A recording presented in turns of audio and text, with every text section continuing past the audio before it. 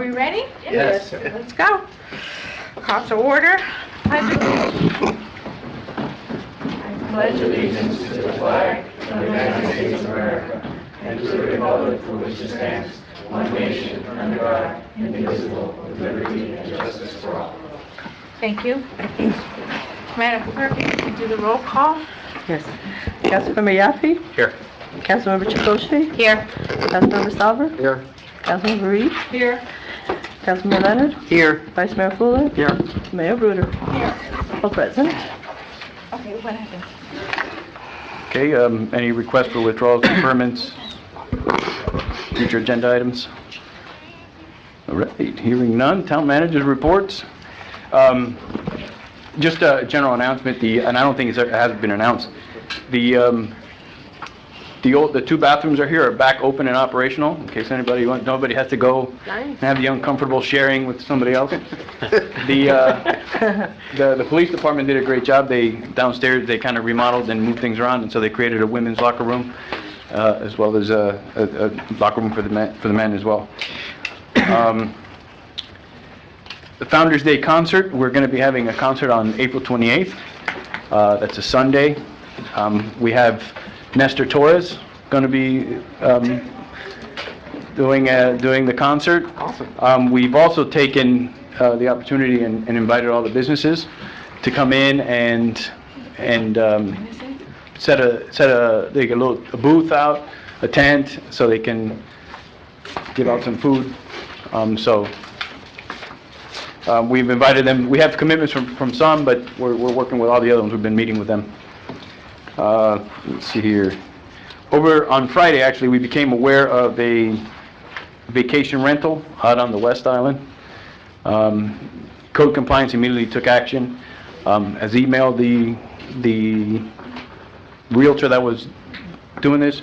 He's taken it off the website, and so it's done. Nobody's in the house right now, and it's over and done with. So we're continuously monitoring that to make sure nothing else pops up. Jason, let me ask you a couple of questions. Sure. What is the penalty for that right now? Like he all week long he had people, or he or she had people at the house, different people every week. People were complaining to me because I know I live on that block. The penalty is minimal. Like there was no penalty. They opened up the standard procedure right now. I mean I'll change that. Is to give them a courtesy notice, and they closed it within a day or two when we let them know. They have to be given an opportunity to comply with the violation first. Okay, so I know we're going to go through requests for withdrawal, deferments, and future agenda items. Well, we can go back to that if you'd like. For next month's agenda, Sure. yeah, I would like to change that. Okay. And, That's- obviously both on the east and the west That's a island. statutory requirement. You actually have to give people an opportunity to cure a violation. You can't just slam them with a citation from the beginning. We don't have a citation process. We have an NOV process. You notice them, even when you give them the notice, you have to give them a period of time to cure it. So, Okay, so in other words, so I want to pull this out of regular, code compliance and create, or put it, pigeonhole into something else.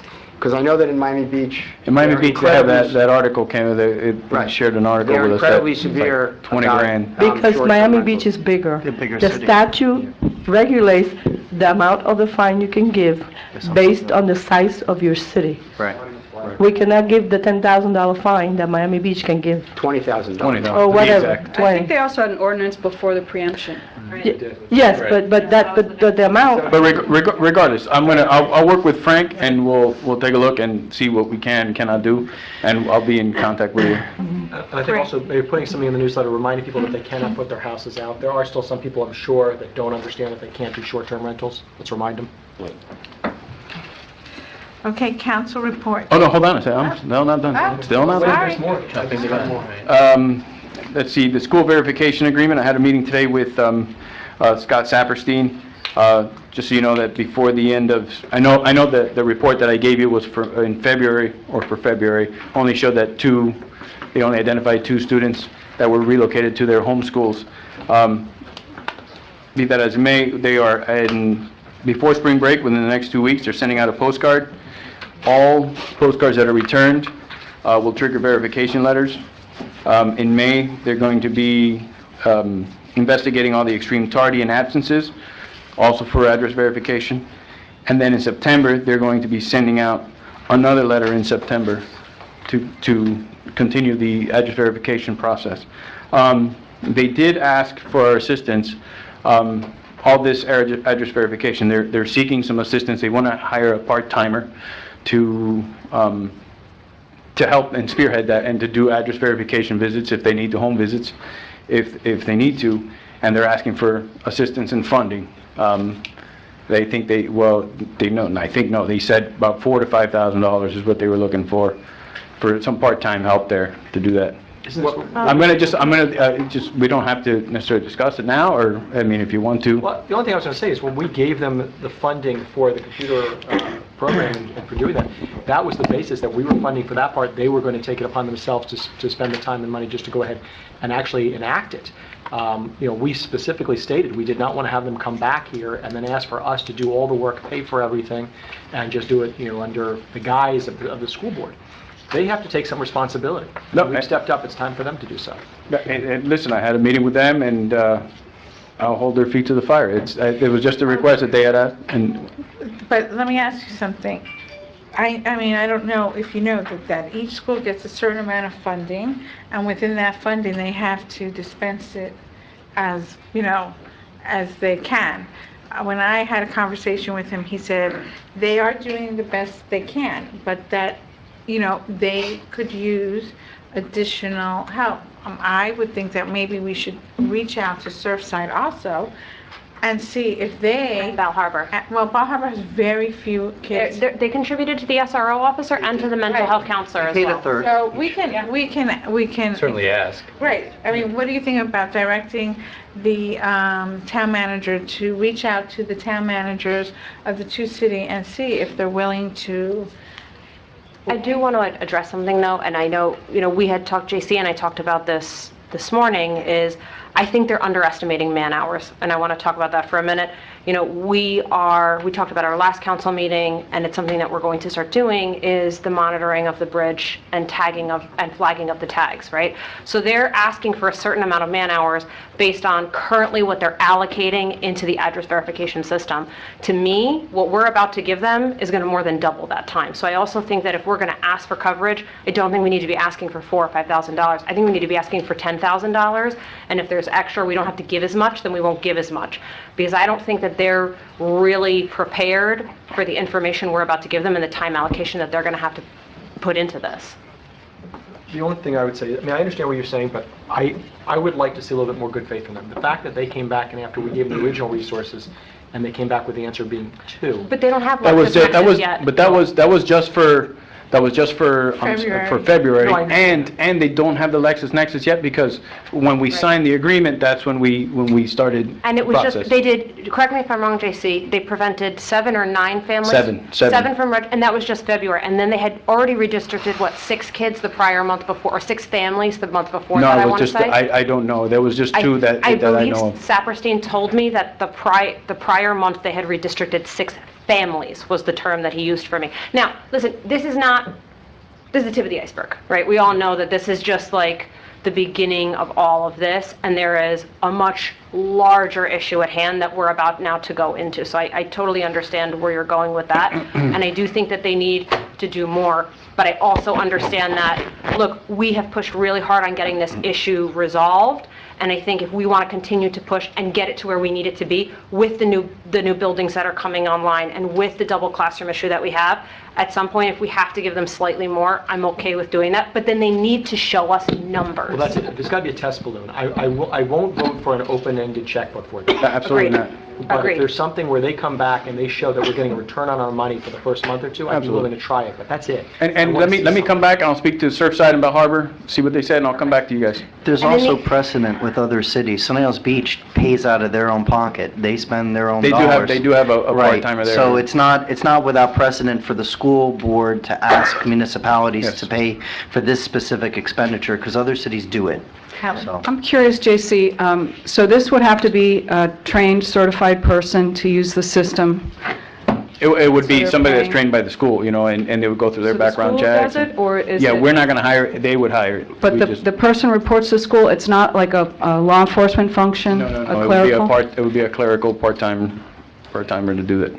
And they still won't let us have access to the information, is that why? We can't There's offer very like limited volunteers? information we can get, yes. And we don't want the liability is there as well. We don't want And also, J.C., so, and I don't know if everybody knows, but They require that Sunny it's their Isles- employee. I know. Sunny Isles pays for a person, so, Full-time person. full-time person, Full-time. for them to be able to, they give the money to the school, and the school hires the person full-time for them to do exactly what we're asking them to do. But I still think that the three towns, it's three towns who go to this school. Absolutely. It's, you know, we need to participate equally, but at the end of the day, we have a huge problem. We have a traffic problem coming over that bridge. At 8 o'clock in the morning, I'm sure everybody knows, It's insane. especially, you know, from both sides. So we have to make it, you know, we have to make a decision. Is a certain amount of money worth the quality of our life? I think yes.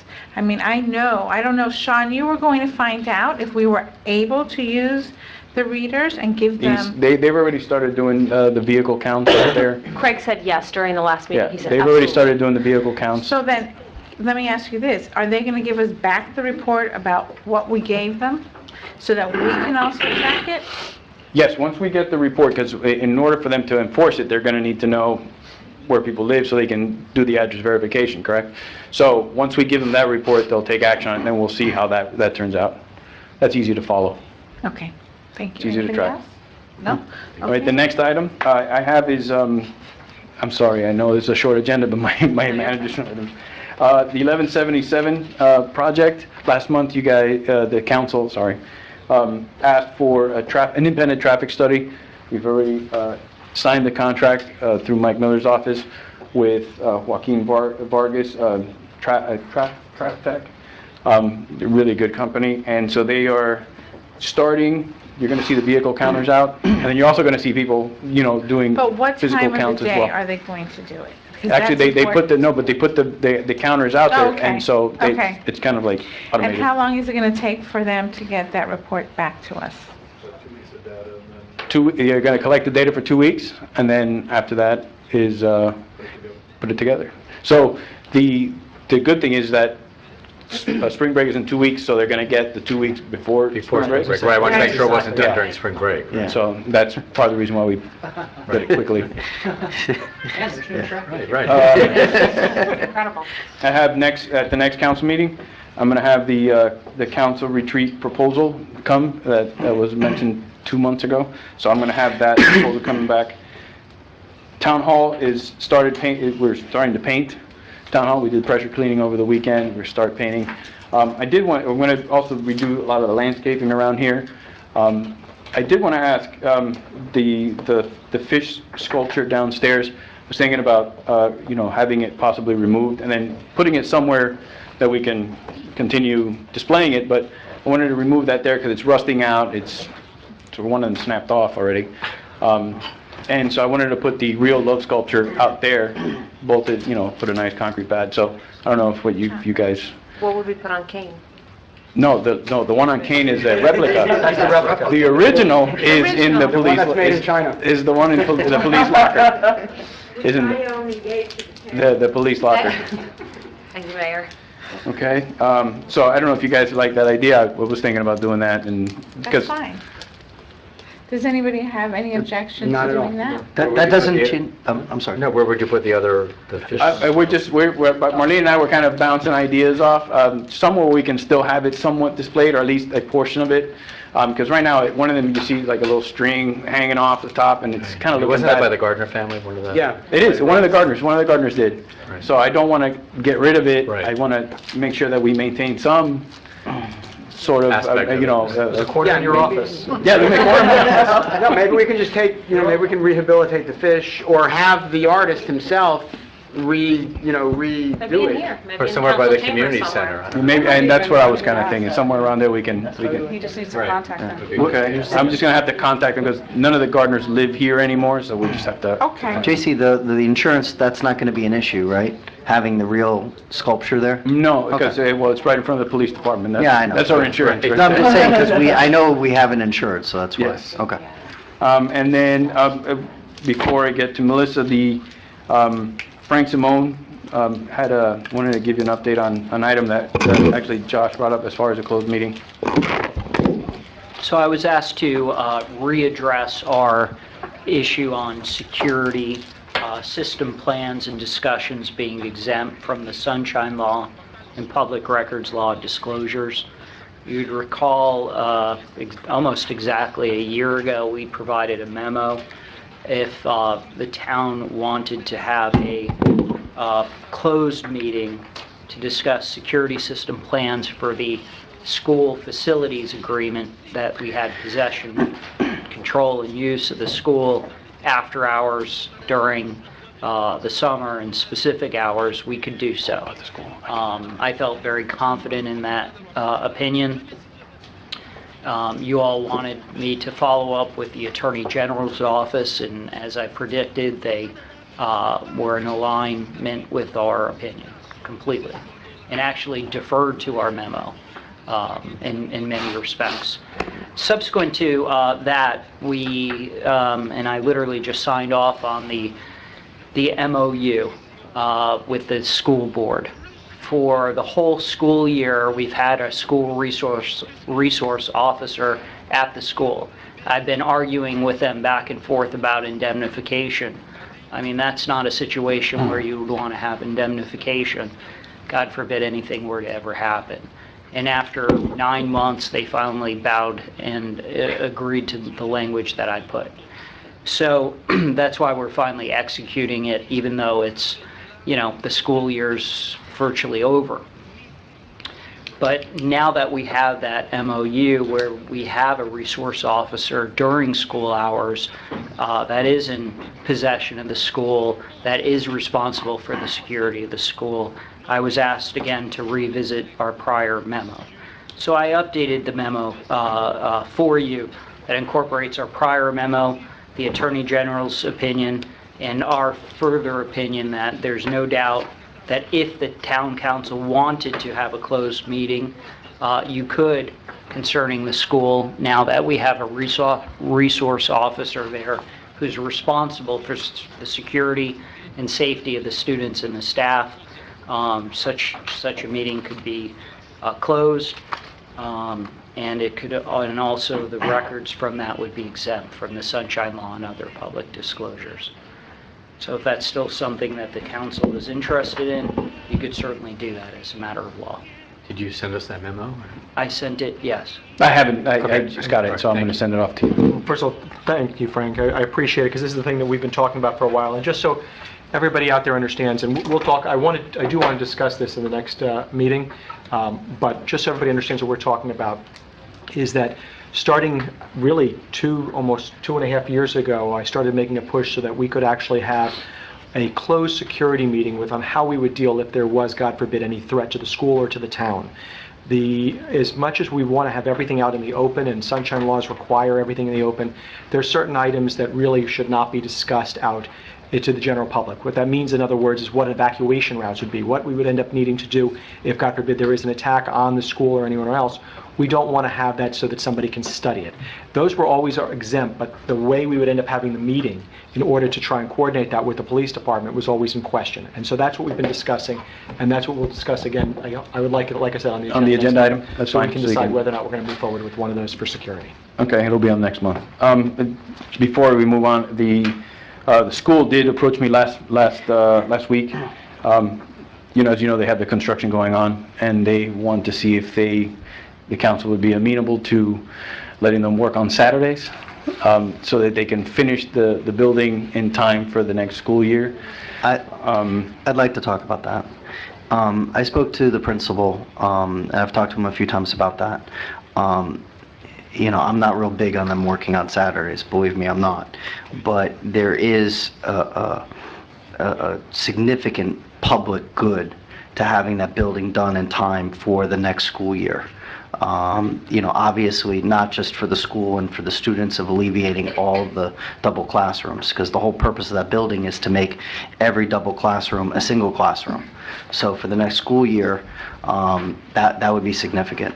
Also keep in mind that if they get the project done in time, that's sooner for us to get the basketball court finished, get the tennis court finished. So there's a community need there that's also not met. I asked Mr. Saperstein what it would take to actually get this accomplished, because keep in mind, they can work inside once they actually complete the outer shell. There's a lot of stuff that they can do inside that's not going to make noise. I'm not in favor of every Saturday. So I asked them, what is it going to take to get it done for them to get it done on time? They said 6 Saturdays. Only 6 Saturdays? 6. That's what he told me. 6 Saturdays. So the question is, The thing is, they've had, and they knew from the beginning that what the protocol was in this town. It's not the first construction that the school board has ever done here. And if they have fallen behind, then, I understand their dilemma, or the construction people's dilemma. If it was the interior of the building, the inside where there was no noise and anything, and we were coming, but not the shell. The fact that it's the shell and there's a lot of noise, and I don't even like when we have pours on Saturday, so why should we give them the extra? The construction company has a certain amount of time that they're supposed to deliver this. So I'm really not sure who really wants this. Are we helping a construction company or not? So either I think we should find out how much longer is it going to take them to do the shell. Well, I think something here. We specifically had a meeting with them I feel differently about this than I did the earlier item. We specifically had a meeting with them, and we asked them point blank, are you going to be able to finish this on time? And their response was, if memory serves, absolutely. With plenty of time. Right. With plenty of time. And I have a real issue with this. I'm going to say about the school almost every day, they do not work a full day. They do absolutely not work a full day, okay? I have lived around construction 180 degrees of me, and I know that we're talking about 6 Saturdays, a few Saturdays. Any Saturday that they work, I can tell you, is a pain in the rump, and it obstructs your day, and after having 5 full days of construction, you want that time off. I'm not okay with giving them that time. They can work their full allotted times during the days. I'm sorry that their construction workers want to leave early, but that's their problem, not mine. And we were very clear with them on what the schedule was, and they guaranteed us that they would have it done on time. Also, let me say this. If I'm not mistaken, they came to us 2-3 months ago with the same request, and we told them absolutely not. If you need to up your staff and get it done, and they said, fine, we'll do it. I don't think we could make it any more clear than we did a few months ago. That's fine, and from time to, I have given them one Saturday here and there because of the nature of it, and they didn't want to do it while the kids were there. But I've said no to every single one, because usually every week there's a request for a Saturday work, and I say no. Can you find out how long I'll find out how much longer they have. I'd like to know the schedule also, and I'm also opposed to the Saturday work. Right. I mean, it's just going to lead to other, requests for exemptions and. Right. you know. Kelly? I'm opposed, but I'm wondering, when you do give these exceptions for Saturdays, is there any fee for that, or No, there is no fee. It's maybe just- we should look into that if that's something that, we want to have, so it's not so easy. I just want to say something. I struggle with giving special treatment to one specific contractor versus another. If the fact that we prohibit work on Saturdays is slowing down the whole the field of construction in Bay Harbor Islands, I would certainly consider extending the hours during the permitted days rather than starting at 9, which is incredibly conservative, and builders hate that. I would say we could start at 8, 6 Saturdays is like 48 hours. So, I would certainly entertain the idea of revisiting our ordinance to, reevaluate the starting time for construction, because I think 9 o'clock is way too late. I would be vehemently opposed to that. We have a lot of retired people here, and they have from 9 to 6, Monday through Friday. That's correct. So, and when is the school starting, 9, or are they grandfathered in under the 8? No, it's 9 o'clock. Okay, so they start 9. Not. It's really just School the, doesn't start at No, 9. the construction. Construction, oh. remember there were some Like 8:10. projects grandfathered in at 8 o'clock? Right. So they have from 9 to 6, but Elizabeth is right. They like to leave at 3:30, and that's the arrangement, that the company has made with the workers, so they can pay them overtime or whatever, but I agree with everyone here who said absolutely not. Okay.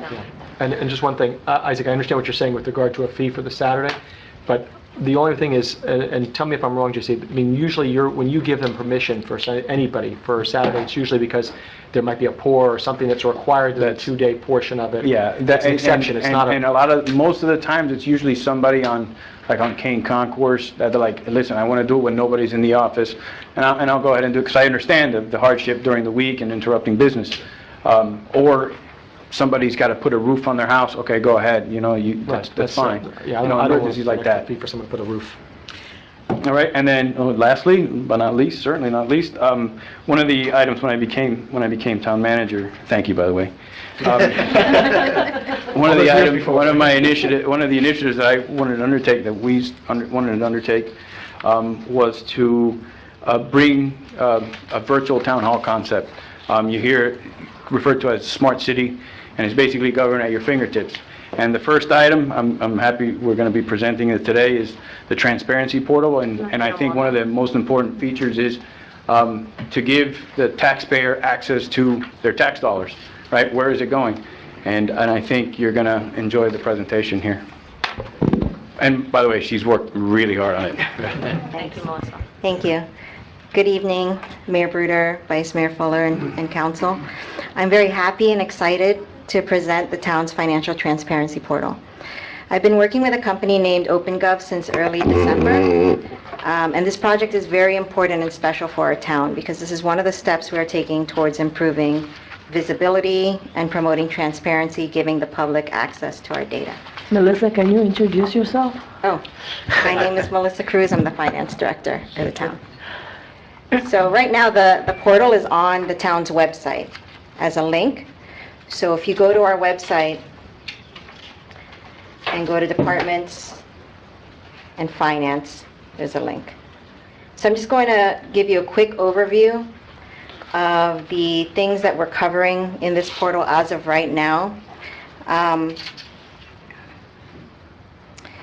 In the next month or so, when we launch the new website, we'll embed this in our page so that we can keep track of our clicks and usage on the site. But right now, it just takes you to an outside site. So there's a little intro, and this first section, I think, is really important because it shows our current data for fiscal 2019. I will post this every month once we close. We typically close the month 2 to 3 weeks after the month is ended. So right now, the data here displayed is through January 31st. Revenues versus budget is on the left, expenses versus budget is on the right. So we're about 4 months into the year, and as you can see, we've earned 9 million of our almost 25 million revenue budget. And in expenses, we've spent almost 6 million out of the 21 million budgeted for 2019. So as the year goes on, you'll see this gauge move. We're in good position right now. And this will change as the year goes on. I've set up little icons here of things that I thought were important and useful to the public. So I'm just going to click into a couple of them so you can see what is the town's budget. And just so you know, I've loaded data going back to 2013 through today. So as you can see, our budget for 2019 is here. You can toggle on the bottom here to see the different years. Sorry, there's 18 down here. If I were to click into, this is really interactive, so if I were to click into the chart, let's say for expenses, I can see how the 21 million is broken out. So personnel services, operating expenditures, debt, capital, and then if you scroll down, you can see the actual detail here in a chart, down to the account. You can see the spend across the top per month, and then you could scroll all the way to the right. Another one I wanted to highlight was the town's budget. So, I'm sorry, not the town's budget, this financial summary. So this is a similar graph, except it shows revenue and expenses side by side by year. And of course here we only have 4 months of data, which is why it looks smaller. So revenues are in green, expenses in red. Again, the data is always at the bottom here, and you can expand it. So you can see, you know, property taxes, all our charges for services, that's our toll revenue. Another thing I wanted to show was, you know, our general fund, our departmental expenses. How is that broken up? So you can see our departments here. This is for 2019. Again, you can scroll over to see different years of data. You can see what departments we spend the most on, and groups it out. Again, you can see the detail down below. Another feature that I think this serves a great platform for is our weekly check runs. We can see the weekly check run data here, and this will be updated every Friday. It shows by year how much we've dispersed. So if I were to click on any year, you can see all the checks that were cut. So this was updated as of last Friday, the 8th. And you can see the detail as far as our check vendor names, check date, description. And the colors here up top are just each week, different weeks that were in that month. Another thing is, so looking at the check runs, if you want, I thought it would be valuable to see, well, who are our top vendors that we pay in 1 year. So for 2019, you can see, you know, our landscaping company, City of Miami Beach, they process our sewage, and then Salem Trust, our pension provider. And then you can also toggle that by year.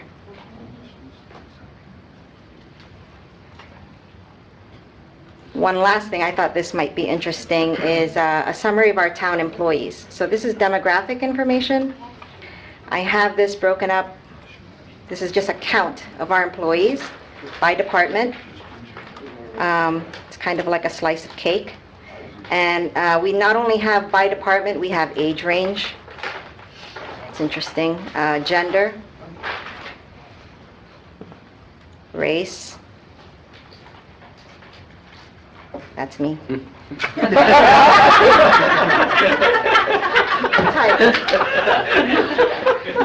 So I know this is a lot of data. I'm just showing you what I thought was interesting, what I thought was important. You know, this is 6 years worth of data, and I know it's a lot. I encourage you, I encourage the public, our staff to go on and explore. And if you have any questions, or, you know, this is meant to be just the stepping stone of the communication between us and the public. So if there's anything missing from this site, or something that you're interested in, or something you need more detail on, contact me or anyone in the finance department. We're more than happy to make that happen. I think this is great. It's and- great. And Right. wonderful. I like the transparency so that the public at any time can know exactly where our town funds are coming from, how we're spending them, who we're dispersing to. I think it's an amazing job you did, and we thank you for it. Does this have, like a link to, like, minutes and agendas and stuff like that? And- Doesn't, yes. Yeah, but I mean, can't we integrate it just on one, like, platform? It's all, like, in one place? You know, We can, so I'm this- You know, because I'm thinking in terms of public records requests, because we get a lot of that. And, you know, so we could just refer, you know, folks that, oh, you want minutes here? You have, you know, 6 years worth of minutes right there. Just click. and- We could place it on the site. we have that We already. can put it here, I mean, it's available. Yeah. This is just one story that was created. We can create stories for each department, you know, I mean, the sky's the limit on this tool that we paid for, so. And Melissa, is the website ADA compliant? Our new one Yes. will be, yes, will be- absolutely. This is as well. Oh, this Open this Gu- I portal, did it ask is. that, it is. Right, okay, so this is not launched to the public yet, or it is? It's on our site right now. The difference is, it's not embedded in our site because the new Right. site comes out, within 60 days, we said. Oh, well, it And that's depends, when because I they'll all want to be make, within one. remember with the issue with the new website is I'm trying to get the live streaming done at the same time. And so we've ordered the components to make that happen.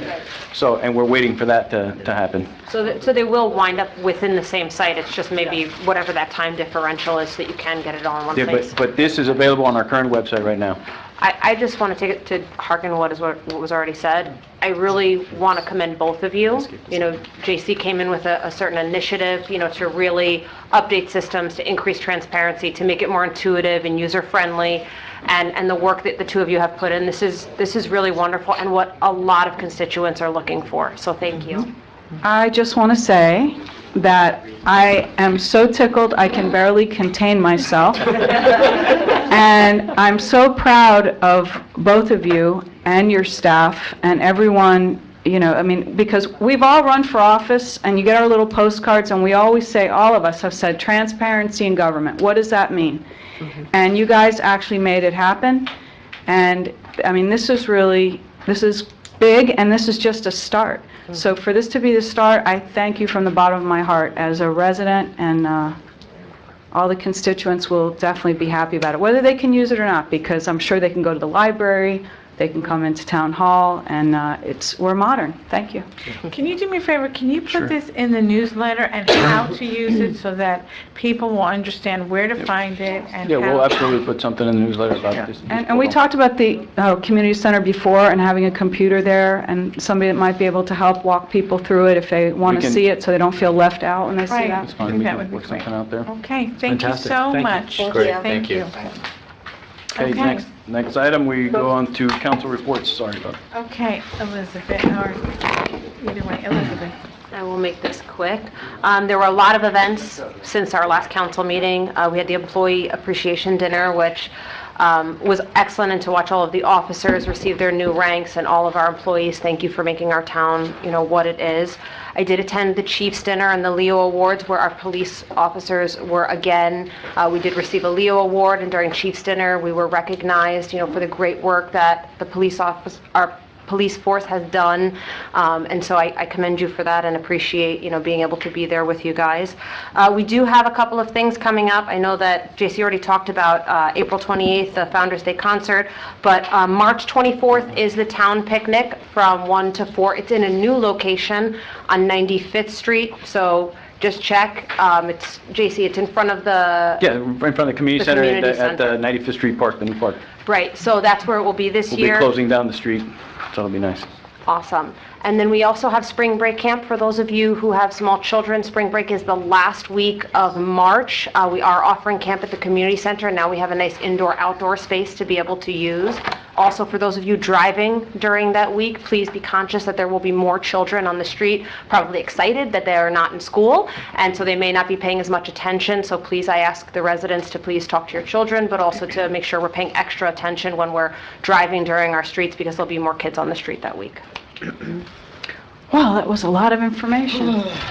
So ditto on some of that. I attended a few of the events. It really is wonderful to be able to spend time with the employees. You know, if you don't realize, those of you in the audience, we have some of the finest employees, you know, from the department directors to the crews you see on the street. And it's really good to spend time and get to know them. And if you ever see one, you know, you can travel from city to city. And I've always said, you know, when they don't know they're being watched, they do really nice little things, you know, like pick up stuff that's blowing down the street or help people out. I've seen them changing tires and helping motorists, but we're very lucky here. So again, Mr. Manager, thank you for your leadership, and I know we have a lot of happy employees. Happy employees are productive employees. That's true. Isaac? Thank you.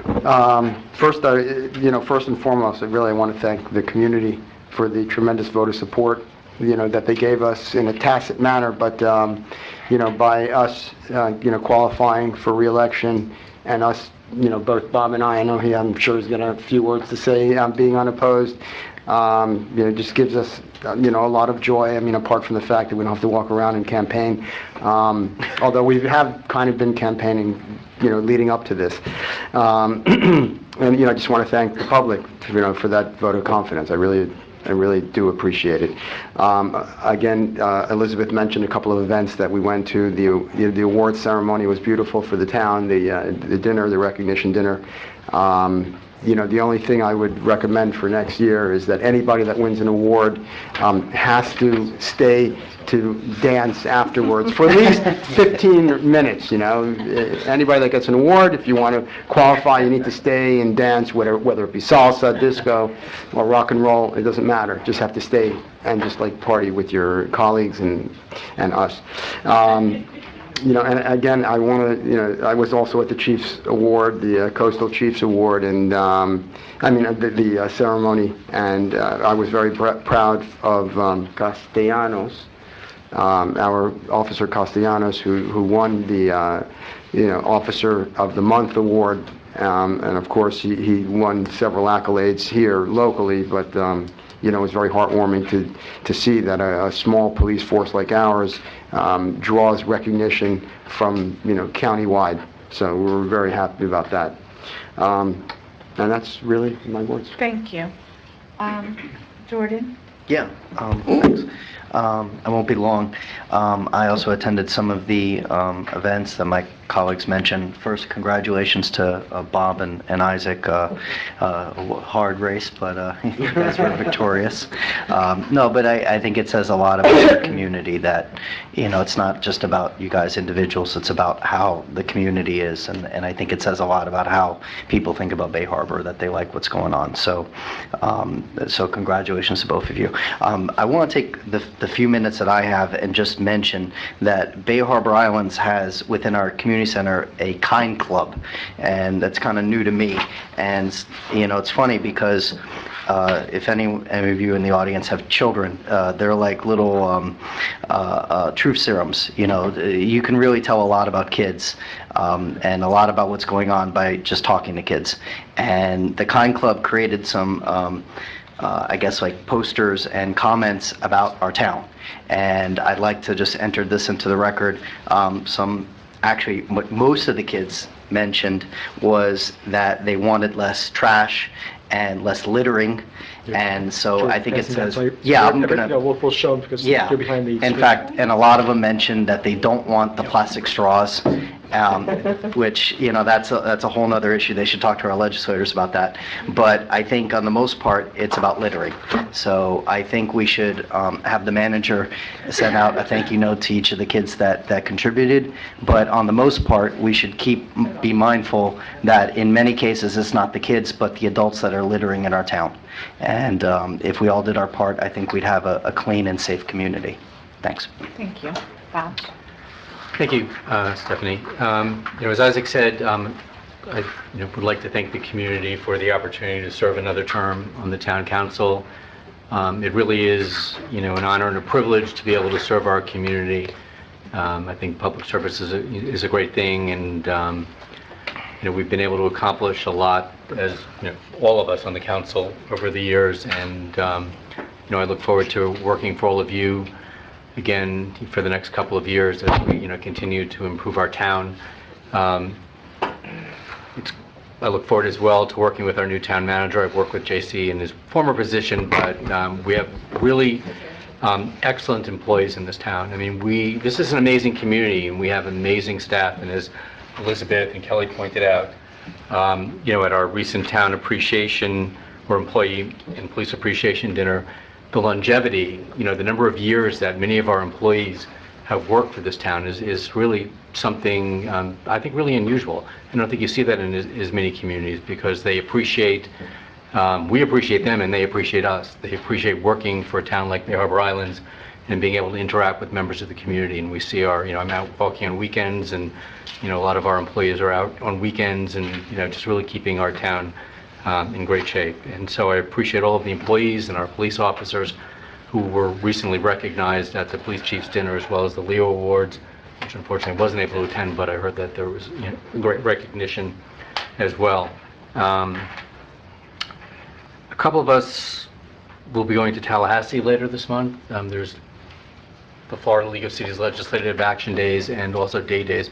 I know that JC has been up in Tallahassee recently, as well as Jordan in his position as president of the League of Cities. Those trips are really beneficial to the town because in the past we've been able to, obtain a lot of funding from the legislature.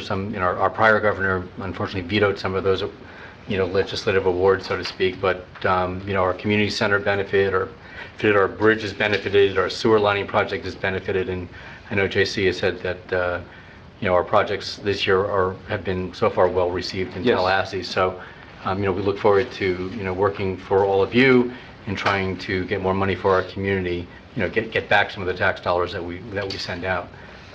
So we'll report back to you in April. No, just to touch on what you just mentioned, I did send out last week, Dave Caserta, our lobbyist, he sent us a list of proposed bills up in Tallahassee that affect municipalities, and I emailed it to you guys. I don't know if you all received it. If you didn't, let me know and I'll send it again. So that's for you guys, so you guys are well equipped, and if you want to have any questions, you can ask me or you can even speak to Dave. One of the things that we work on is sort of preserving local rule. This is again, this year some of the legislators in Tallahassee, not our representatives, because our representatives support local rule, but some of the other representatives are trying to take away some of the powers that municipalities have, and we fight hard for local rule and to be able to govern ourselves. But if any of you have questions, email me, call me. My telephone numbers, contact information is on the website. I'm listed, so I'm happy to talk to you about any of the concerns. If you have concerns about some of the bills that have been introduced recently in the legislature, I'm happy to talk to you about that as well. Thank you again. Thank you. I'm going to start off with, I'm not going to repeat a lot of what's on there, but I do want to say, I'm going to start off by saying congratulations to Isaac and Bob as well. Thank you. It's a privilege for all of us to serve the constituents, but it's also a privilege to serve along with these two fine gentlemen. They've done an amazing job, and I appreciate the fact that the town has returned them back to office. As far as the events, I also attended the Leo Awards for our police officers and the Chiefs Dinner. The employee dinner, as everyone said, is a wonderful event that, if I'm not mistaken, does not cost the town anything.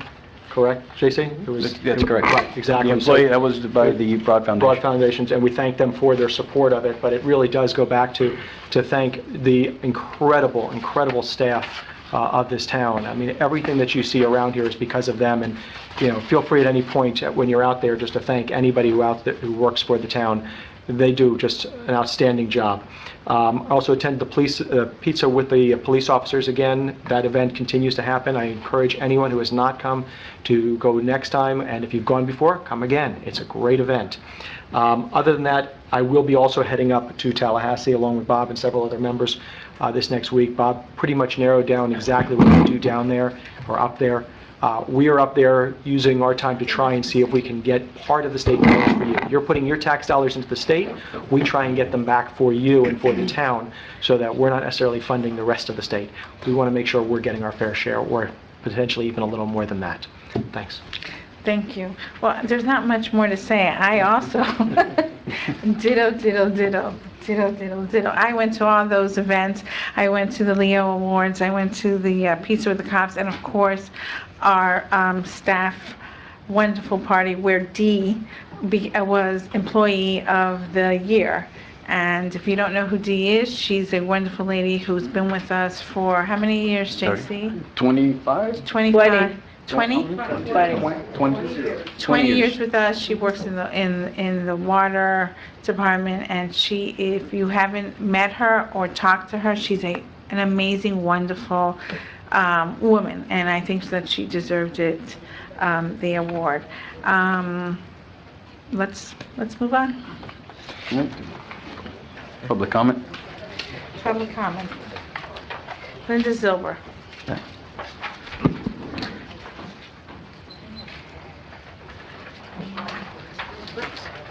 Before I start my few minutes, I wanted to inform you about the Love Sculpture by Robert Indiana. He was my friend. I bought it. I have a contract with the town. It cannot be moved. It must be maintained. If I am not happy with it, if it's not to my approval, it comes back to me. So before you move it or whatever, according to the contract, which was a promise to Robert Indiana, this is not my doing. It was when I bought it, he gave me a special price if I agreed to do this with the town. So please, let me take care of that. Also, I want to congratulate Isaac and Bob, who's been around for a long time. Thank you. And I would like to thank you in advance. Kathleen Kennedy couldn't be here, who is the chair of the Parks and Rec Committee. I'm the vice chair, and I thank you in advance for Marjorie Milberg, who will make a wonderful person on our committee. I heard you talking about the times that you can work in this town. I have noticed that diagonally across from me, Saturdays, Sundays, and every other day, they start work on their gardening, etc., at 7:30 in the morning, and nobody has ever stopped them. Is that private residence? I'm sorry. Private people working on a house. Wait, when you say private people, you're talking about the homeowners or commercial companies coming to do this? Commercial. They have to be commercial because they come with trucks filled with all kinds of plants and I mean, there's no car that could put all that stuff in there. You need to call. I didn't, it was on the weekend and I didn't call somebody to come, but they still come at 7:30 in the morning to do their work. So it's, one house east of me across the street. Can we make sure that code compliance goes by on Yeah. Saturday morning? That's So fine. I didn't want to Just start. speak with Sunday. Patrick, just speak with Patrick and just let him know, and he'll put a watch out. Right, yeah, but it's on Sunday morning, you're not there at 7:30 in the morning. He could be. Police will But do it Linda- on Sunday. Linda, if you call the police, they will not, and they'll send somebody right over, and I think after one time, I think we can nip it. If you could Okay. please call us, because, we can send somebody out there and not catch them. So we definitely need your help in. Okay, scare the thanks. gardener. And JC, just let me sign off on it, so everything is okay with the Love Sculpture. Thanks. Thank you. Okay. Okay. Lena Goldberg. Lena Goldberg?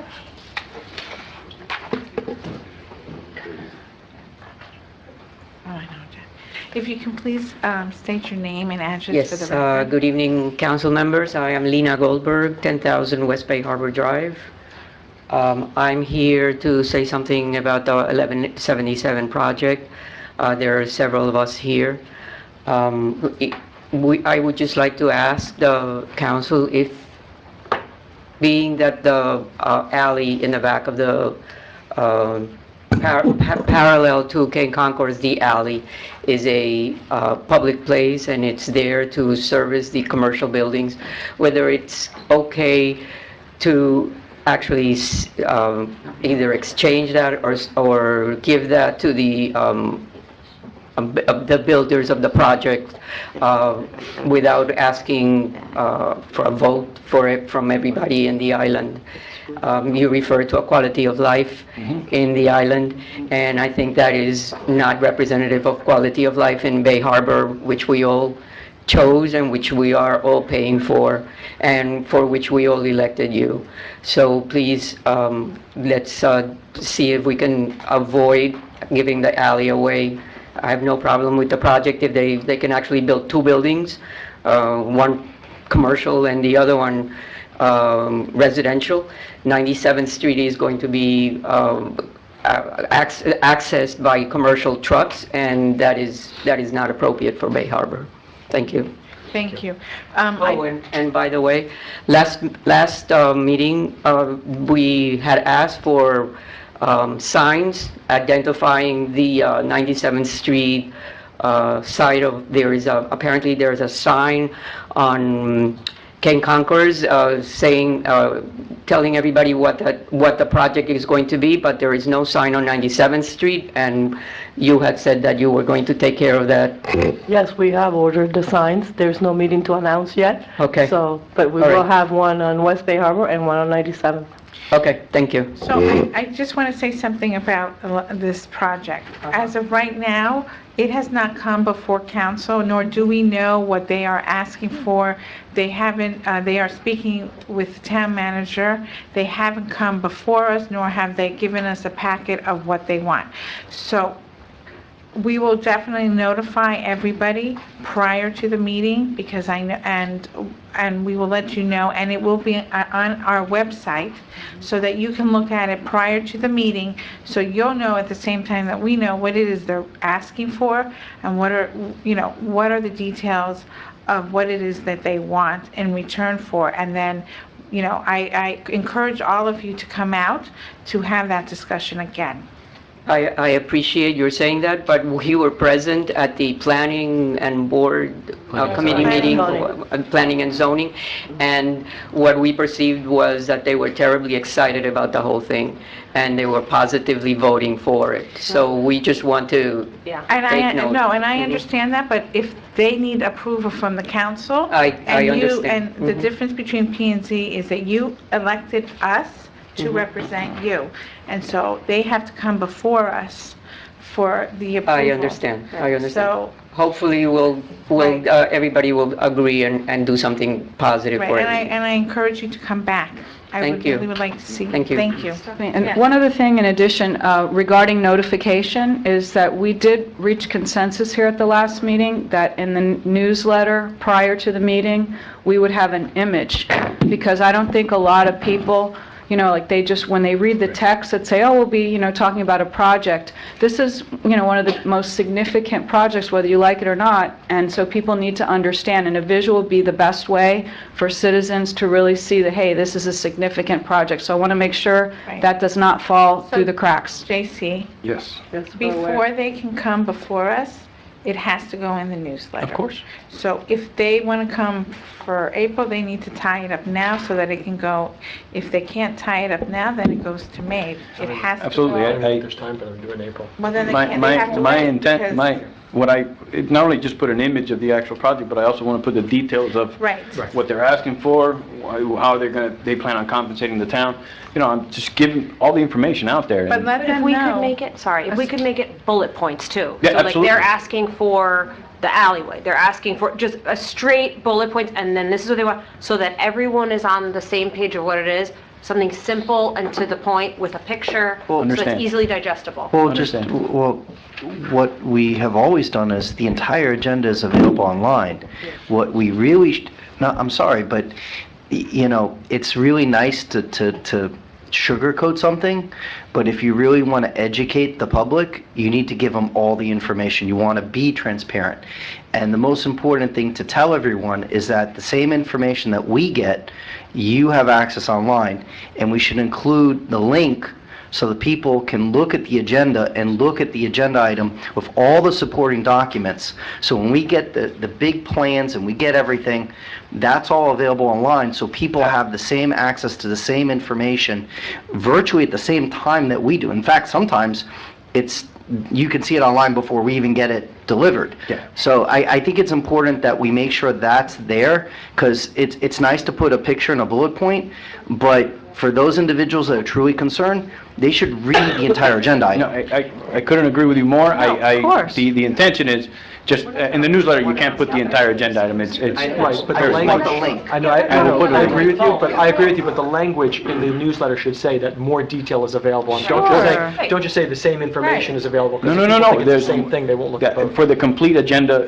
packet. But include the link so people know how to, because, to be honest, not everyone's very computer savvy. They're not gonna, I understand you. Yeah. I understand.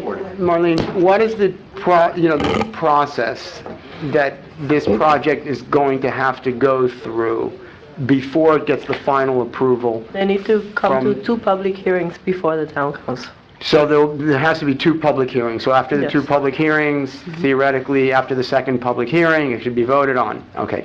So the whole notion of this project, like slipping through without anybody noticing, is impossible.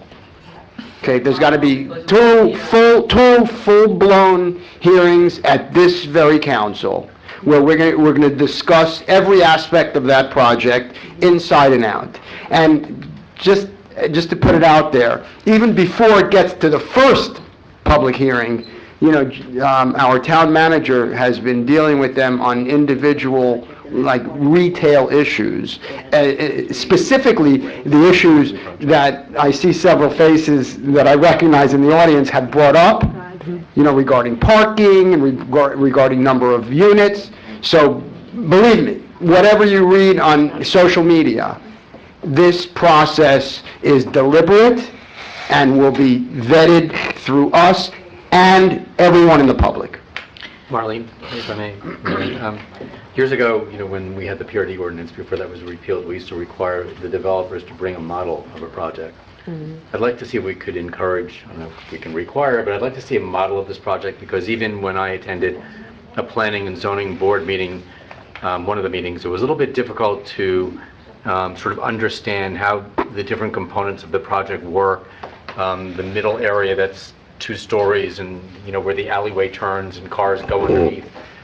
I think a full-blown model, not huge, but a model that shows how all of the components of this project are tied together would be beneficial as we're evaluating this project. Yep. Well, we will ask him, but we are in the digital age, and what they used to do with modeling, they actually Times have changed, do it but- now but- with... But even looking at the planning and zoning board agendas and the way they were depicting the project, it was still a little bit difficult to understand the way it all tied in together, and particularly with the surrounding properties, and the way it would work, cutting off the alley and so forth. So Right. I just think, that type of, visual aid, even though, Right. as you say, we have, media, would still be helpful. So let's see if we can recap what we want, okay? We want, in the newsletter, bullet points with a picture of it with a link to the town website so that they can get more information on it. We also want Bridget's social media to be able to notify all of them when those meetings are, okay? And Signs. we want signs, Sign. right. We want Those are we want the ordered. signs, but they've been ordered. And what we also want is, JC, if we can get a model, that would be great. If we can't, we can't. And I think that we should even, because this is the most important project that was going to have a long-lasting in the town, we can even notify people by having those signboards, that says we're having a meeting, come, and let's do all of that so that we can be as transparent as we can to our citizens of the town. But in the end, everyone, the best way to get the word out is all of you. Make sure you tell other people to get involved. Make sure you tell other people to show up at the meeting. That's still the best way to get information out. Okay? Next, Janet Adler. Please state your name and address for the record. So you want to hear it from you? I want to hear it from you. Okay, Janet Adler, Island Point. Kudos to everybody for having the traffic survey done on your own. And I am here to introduce you to the new Bay Harbor Islands Neighborhood Association. You see, we have these stickers. We spent a lot of money on these stickers. And we have approximately 300 members at this point. And I think that what it will do for all of you is make it easier for you to communicate with us. Because if we establish a neighborhood association, as we are, then you will have just a few people to contact, and we will be able to get the word out better. Now, let's go back to 1177, because I want you all to know that the neighborhood association is not in any way opposed to 1177. We're very excited about it. It looks like it's going to be quite pretty. I've been looking at the pictures. And let me tell you what else I've done. I did a little sitting on my butt in my car, looking at traffic patterns, because if there's anything in the world that really got to me, it was the idea of valet parking on the Kane Concourse. I wake up in the middle of the night and my head goes, what is going on here with that? So what I noticed was coming in the traffic times, like 5 o'clock, 6 o'clock, coming over the bridge going west, traffic starts at Harding Avenue, goes all the way through. What is happening is some of the people who are knowledgeable are making a right-hand turn on East Bay Harbor Drive, getting out of traffic, going around this building, going down to West Bay Harbor Drive, making a left-hand turn, going to the right turn on red light, and they beat out about 15 cars. So right now, you have that problem, because that's a problem. That's what happens in Surfside. Surfside's a disaster. One thing we don't want is to become Surfside. So I think that that should be taken into consideration, and when you deal with the people who are doing your private survey, you should let them know, because they may not see this. Now, in looking at, it's just really small and my eyes are not that good, but when I look at this, I actually see that these people might have 2 egresses from the back of the building directly onto 98th Street, as opposed to going to, because right now, if they take the alley, they're gonna, I'm sorry. Give her 1 more minute, go ahead. Okay, they take the alley, they go to West Bay Harbor Drive, where the children are coming home from school, blah, blah, blah. Then they make a right, then they make a right, then they make a right. So if they could egress from their building right onto 98th Street, as opposed to going to West Bay Harbor Drive, then they would go right and right. I'm sorry, you say 98, you Right. mean 97. 97. I'm sorry, going on to the street sure. that we're on, right here, Yes. right there. So that's an idea, and in order to do that, quite frankly, they just might have to turn their building around. They could leave their retail spaces facing Kane Concourse. You mean flip the residential around? I mean flip the entrance. Just flip the entrance. Let me tell you, the plans never called for, The entrance plans is never 97. called for an entrance on King Concourse. No, the No. entrance on Nobody's on 97th Street yes. for the residential. Right. And then as far as the traffic flow into the, I mean, we're talking about the project, I mean, it's not, and that goes through where the, 97th, yeah, to 97th. in and out, over the alley. Or the Right. alleyway. There's no King Concourse Entrance. entrance or exit, right? For No, the- no, no It's entrance or Just going exit. on to It's West Bay actually Harbor Drive. prohibited Right. by code. Somewhere else, not on Right. King No, Concourse. no, but there was some What I'm- talk of somewhere Yeah, valet just parking. going Valet on to parking. The West. restaurant, they wanted But they to do the parallel with restaurant. the restaurant. But they need it, They can do it on West.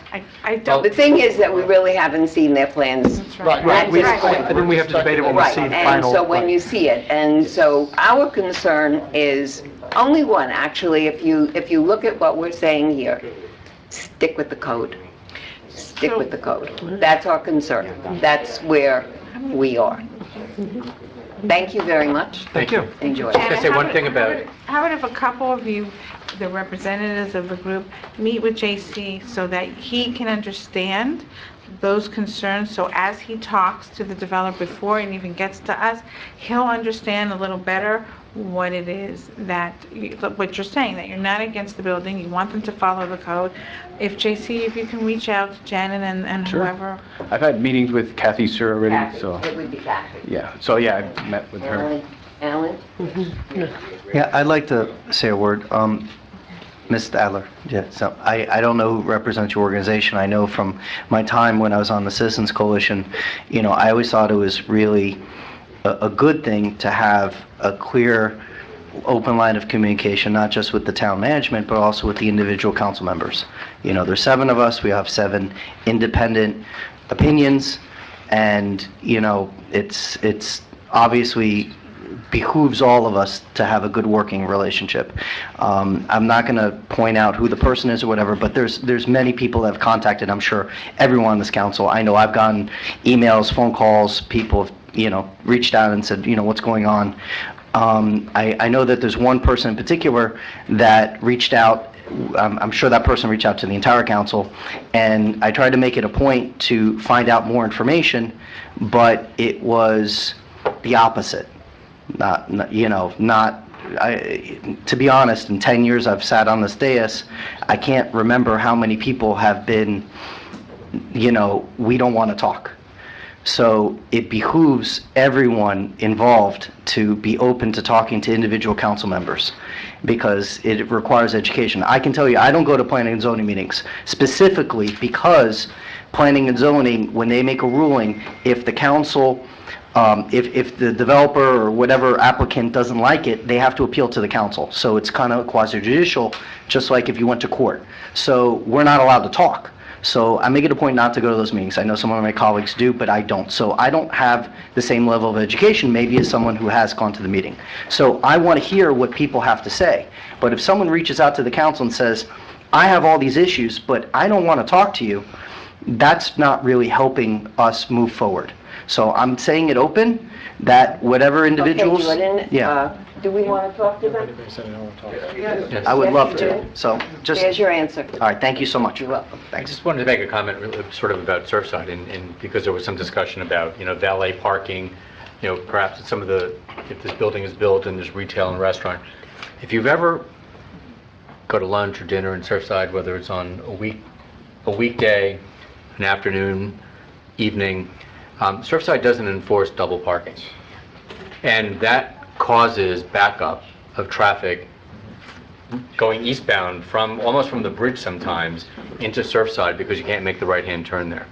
And so I think that's just something that we here need to be cognizant of as well when we're looking at this project, to make sure that under no circumstances are we going to be blocking traffic, because we've only got, you know, 2 lanes in each direction there. They've got, I guess, 3, I think. But, I mean, that's a really miserable problem in Surfside, and it surprises me, Chief, if you reach out to your colleagues there, that there's absolutely no enforcement of the double parking. Even though they have signs up, you see it all the time there, and it causes really massive traffic jams. Not just coming from 96th Street, but coming south on, you know, from Bell Harbor.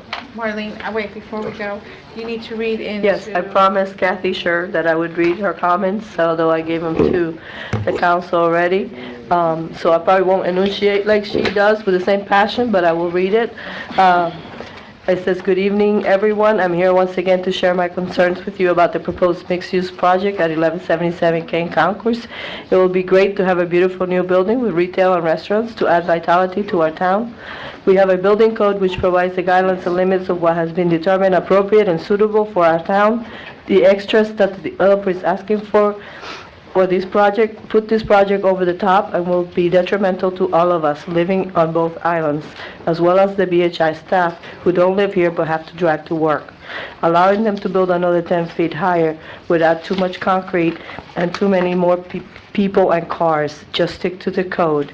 Allowing them to increase the density and add 38 more dwelling units would most certainly bring way too many people, cars and traffic to this already very busy corner. Just stick to the code.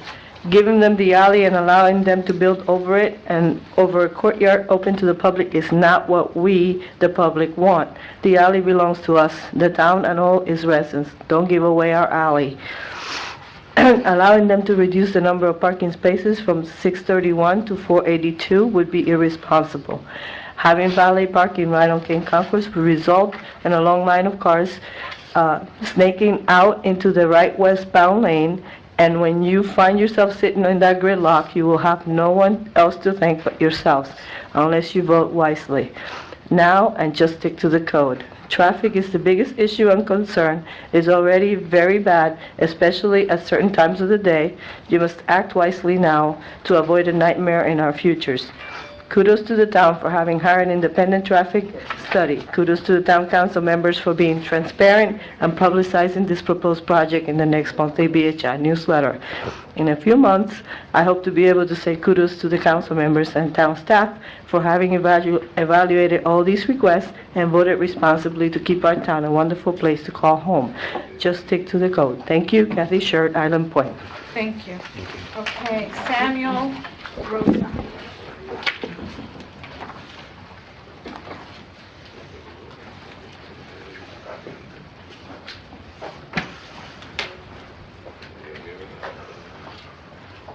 Good evening.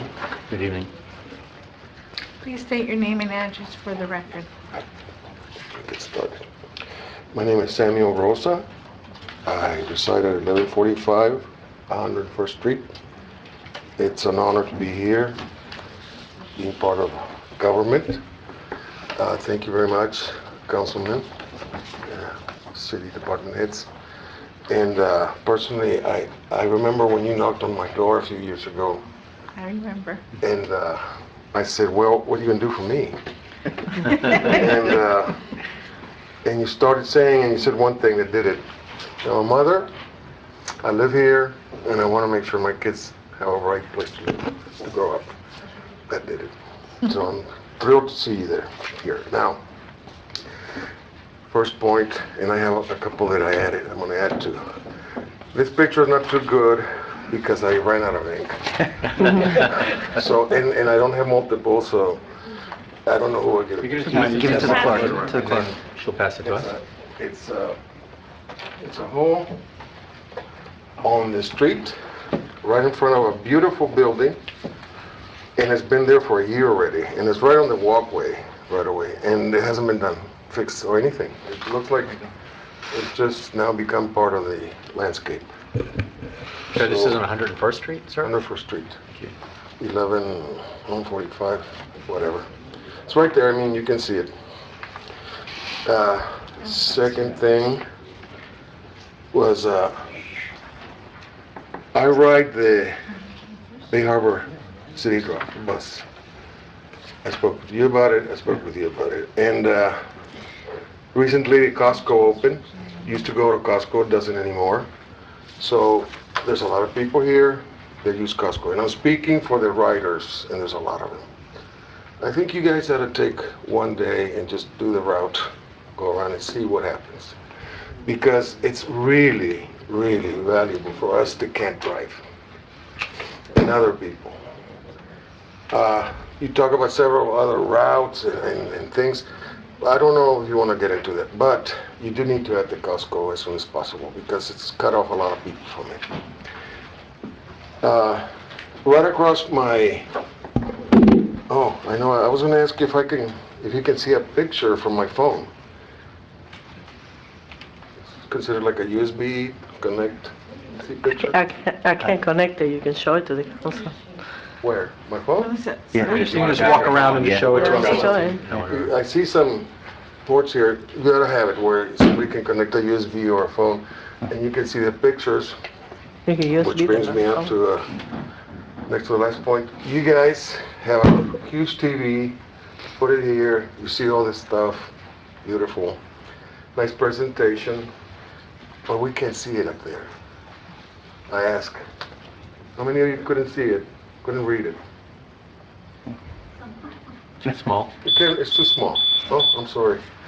Mr. Russo, if I may, I just want to let you know, because I do remember speaking with you about the Yes. Costco route, and I followed up immediately after our conversation. I did follow up with the town manager, who said he is looking into seeing about Yes. adding on the Costco route. We're trying to see what can be done. I'm trying to add the Costco route, but unfortunately, where it is now, it really takes the route, like, off by an entire half an hour, so everything else is gonna have to get kind of readjusted, because of the ingress and egress out of the new Costco, but I'm working on it, trust me, I'm trying to get that into the schedule as quickly as I can. And JC, you Yes. should also mention that we are going to be proposing soon a new system that's somewhat similar to like an Uber.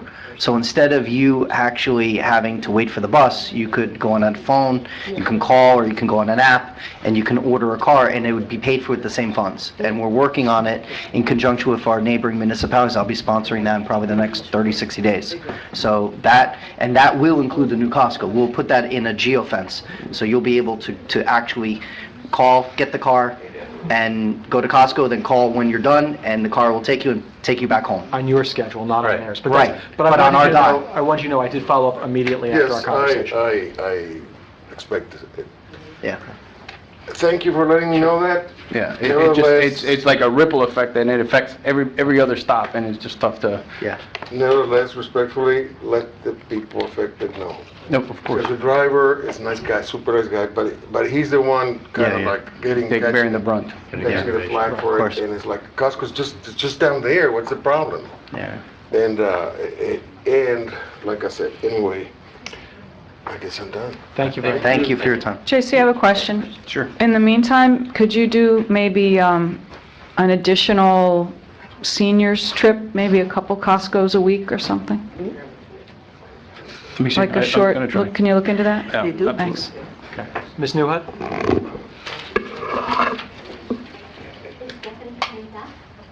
I'm sorry? I'm sure she'll be back. I'm sure she will be, but would you like to come and speak? I'd like her to be in the... Well, I can't guarantee when she's going to be back. If you'd like to speak, now's your chance. Her phone's here, she can't be that long. And her glasses. Right. She can't go anywhere. with- Francis Newhut, 1060 Kane Concourse. I first would like to clarify this meeting for the 1177 Kane Concourse Development Project, which I thought was not representing the people. On 11/20/2018, the 1177 Kane Concourse Development Project, consisting of 11 lots of land, including a residential gateway, which you are all denying belongs to them, was approved by the Planning and Zoning Board without requiring unity of title. So how can we even have a traffic study without all these properties involved? And following the due process, we are supposed to have a council public hearing, which you all mentioned. So we had the approval by Planning and Zoning, the development project. Now we are dealing with zoning, and that's where the town council comes in. And I spoke to Mr. Sherman, and maybe you will correct us as a town attorney, but we're talking about zoning issues, and you need a supermajority vote. That's not 4-2, but 5-2. And like I said, after I'm finished, if you want to correct me, in order for them to receive the issuance of a building permit. So if we were to do this due process, and the Planning and Zoning approved this on November 20th, it's past 3 months, and you still are confusing everyone here, including myself, by the way, as to why this didn't come to the town council. What are you waiting for? It's the Development Review Committee already, the Planning and Zoning and the Development Review Committee already approved it. So what are you waiting for? You're the ones who are responsible for the parking and for the TDRs and for the extra parking that they're going to get, or the extra dwelling units that they're going to receive. So why are you leading these people on saying that we are going to have a public hearing and not to worry about it? If you were to follow the due process, it was 11/20 when they approved it. We should be having the second public hearing with the council at this time. But I just want to end this is with the Planning and Zoning Board. You constantly talk about how you're transparent and you represent the people and you're the elected officials. Well, guess what? You're the ones who took away council public hearings. If you look under our code for council public hearings, the only thing you have there are for variances, not for public hearings such as these development projects. And what you did is you left it to the Planning and Zoning Board. And this is all the Planning and Zoning Board has to do to issue a building permit. So all these beautiful, tremendous projects that you have were approved by Planning and Zoning and not by council. Well, first of all, I missed part of it and I apologize, but I will say this again. They must come before us. Obviously, the town manager needs to first get what they want. We have no idea what they want exactly, okay? And that, just because the planning and zoning says it's okay, that doesn't mean, Fran, that it's okay. That doesn't mean that we're going to vote for the amount of dwellings they want. It doesn't mean that we're going to approve all the TDRs. We don't even know, correct me if I'm wrong, what it is. They haven't negotiated with our town manager to even let us know what is it that they need, what is it that they want, and ultimately it is up to this board to decide, okay, yes or no. Okay, but Mayor, I just can want to explain. Mrs. Newhook, just a minute, please. I mean, I want the public to understand, the proponents or the developer of this project, they're an applicant. They have to ask to be scheduled to present their project at a public hearing. They have not asked the town to present their project to the council at a public meeting or any other meeting. They've gone through the planning and zoning process. That's only part of the process. We, or the town administration, are not in a position to tell them you need to be here on April such and such or May such and such, because they're not prepared. And if they never come to us, they never come to us. If they come to us in 8 months, they'll come to us in 8 months. You know, they need to ask, just like any other applicant, whether it's a TDR project or anything else, or any of the other projects that have come before the council, they ask to be put on an agenda.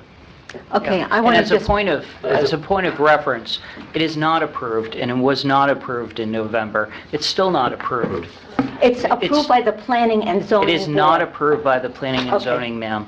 It still has to come before planning and zoning for the east facade. They have not approved the east facade, as a result of which I have not even drafted a resolution for execution for signing unless and until every condition is approved. Okay, to answer to all of your questions, or I should your answers, is that I go to every single planning and zoning meeting. And the last planning and zoning meeting, which brought up 1177 Kane Concourse, they were ready to come. And Marlene told them that these dates are not available yet because they had some criteria that they had to fit beforehand. You're delaying, not them.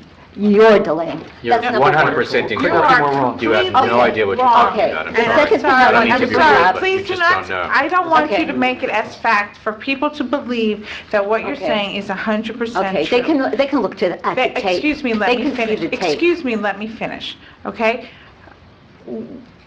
We have not, like Bob said, the applicants, like any other applicants, have to come before us. They have to ask to come. They haven't finished with P&Z. Is that correct, Frank? They haven't finished with Correct. P&Z. They don't have a full approval. They don't have a full, that's a fact. Okay. That's not a maybe or whatever, because I don't want people out there to assume something that is not correct. Okay. Let me finish. After they finish that, don't roll your eyes at me. Please have respect for me as I do for you. Okay? When they finish that, they have to go with the town manager, negotiate out, and the packet comes to us. We are putting it in the newsletter. We are putting the link, we are publicizing it, we are putting signs up for people, we're putting up the things like we do for the picnic and everything else so that everybody will be able to know. Fran, until they come before us, we, a body, cannot vote yes or no. So until that happens. But I just want to tell you that on the East Island, all of these projects, except for the gateways, do not need a council public hearing. So the Continental, which was recently at Planning and Zoning, that's the one on 103rd Street, that's been giving us problems for over 2-3 years now, okay, they came with a project with 42 or 44 units, dwelling units, and they are not coming to you for a public hearing. It's passed by Planning and Zoning. The only reason why this project got involved is because one of the 11 lots is on a gateway. And here it is, Gateway Zoning District. Specifically says, needs the property shall be planned and developed according to detailed plans and da-da-da-da, and approved by the town council. All these other projects, development projects that you see on the East Island never came to them for council approval. These were approved by planning and zoning. And the planning and zoning... Ms. Newhart, Well, if they say within the code, they do not have to come before us. Right, it's only if they want a variance. If they want a variance, if Or they need to buy... transfer- or TDR, TDR, or TDR. Okay, so Okay. change your They have to come here. ordinances, change your ordinances for the next meeting. And make sure you change the ordinances again, so they cannot, so you take away the alley. Mayor, And you allow if I- TDR. If I may, no, I just want to offer the invitation to anybody in the audience who may be more confused. Who's confused about the project, just come and see me down in my office downstairs. You can call me. We'll go over anything I have. I'll show you the project and what they've been talking about. And there's a reason why it hasn't come before them. They're just not ready. You know, they give us an initial agreement, and I just kicked it back saying, no, that's not going to work. So come and see me. Seriously, the offer's open. One quick point of clarification, I see, some faces that were at the P&Z meeting. I try to go to as many as I can because it's, nothing like being there. But when we left that last planning and zoning meeting, it did appear that it was completely approved. And I understand that maybe staff went back. So for those of you who say, I heard it being approved, town attorney will explain it again. Absolutely not. They have to come for the east facade. That was not approved. If you recall, they talked about a lot of different things that could be there, such as an artist mural, perhaps a competition, or the like. I've been very clear with their counsel and with staff too, that I am not drafting a resolution approving the site plan until it's completely approved. My resolution will ultimately look like 3 different resolutions built into one. Because if you recall, at the first hearing, they approved everything except 4 items. At the second hearing, they approved 3 of the 4. And they still have to get approval for the east facade. And I refuse to do piecemeal. I'm only going to do one resolution, as I've always done. That's a complete and total resolution, subject to all the conditions that they have to meet. I think the confusion came because the majority of the P&Z board did vote in favor of it. So technically, it passed their level, but they don't tell us what to do. Basically, we schedule it. I think they've created some confusion insofar as they keep saying, well, we'll pass it to move it forward to the council, and we'll move it forward to the council. And I keep reminding them that I am not doing a resolution until it's totally approved. There's no reason this board, this council, should look at a project, especially a significant one, that's not fully approved. And I've been very clear with them that in my opinion, and that no council should look at something unless it's completely done. How can you judge a project that's not fully approved? That has been my position. I know we have a follow-up question from the audience. I don't think Can I just further, so in the interest of transparency, Mrs. Newhart is half right, so to speak. They have submitted something to review for the facade, which is going to go to P&Z probably April 2nd, since we don't have an election now, which we will put out in the signs so people will see. No, not this month. I don't have enough time to put it out there. So they will be coming for the east facade to P&Z before they come back to the council for a public hearing. As the manager has stated, we're still going back and forth at the staff level with the developer negotiating the terms of the agreement. Once that is done and staff is satisfied that we can actually explain the terms of the agreement and that we're getting some kind of fair shake, then it will come to the council to consider at a public hearing, which also will be advertised and which also will be put on the boards out there for everyone to see, and we'll send notices and what we normally do for the projects.